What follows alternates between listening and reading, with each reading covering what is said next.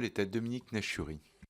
Oui, merci Monsieur le Président. Madame, Messieurs, merci d'être venus nous exposer ce programme de recherche transdisciplinaire et de nous l'avoir rendu le plus abordable possible.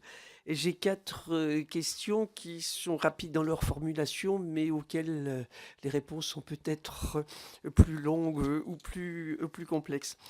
Il y a deux types d'entretiens selon un protocole précis, la forme libre plutôt basée sur le récit et une forme encadrée avec des questions fermées ou semi-fermées.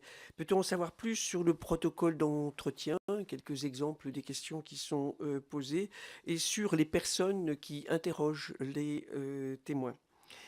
Deuxième question, quatre cercles pour le choix des personnes interrogées, donc les survivants, familles des victimes, forces de l'ordre, les habitants des quartiers touchés, les habitants du Grand Paris et les habitants de trois villes françaises plus éloignées. Vous avez cité Caen, Metz, Montpellier.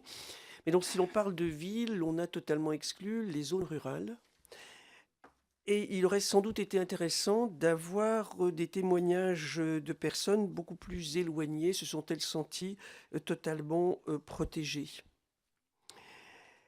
Et troisième question, c'est un travail transdisciplinaire avec de nombreux sujets d'études.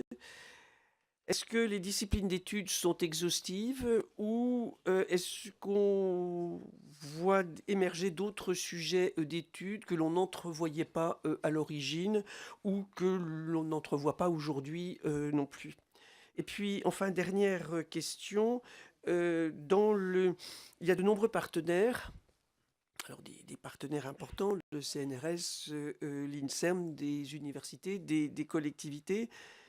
Mais à part le journal Le Parisien, on voit peu de partenaires privés dans cette construction. Et puis, allez, une cinquième question. A-t-on estimé le nombre de chercheurs qui vont travailler sur ce programme? Je vous remercie. Merci beaucoup Dominique Nachury. La parole est à Martine Martinel.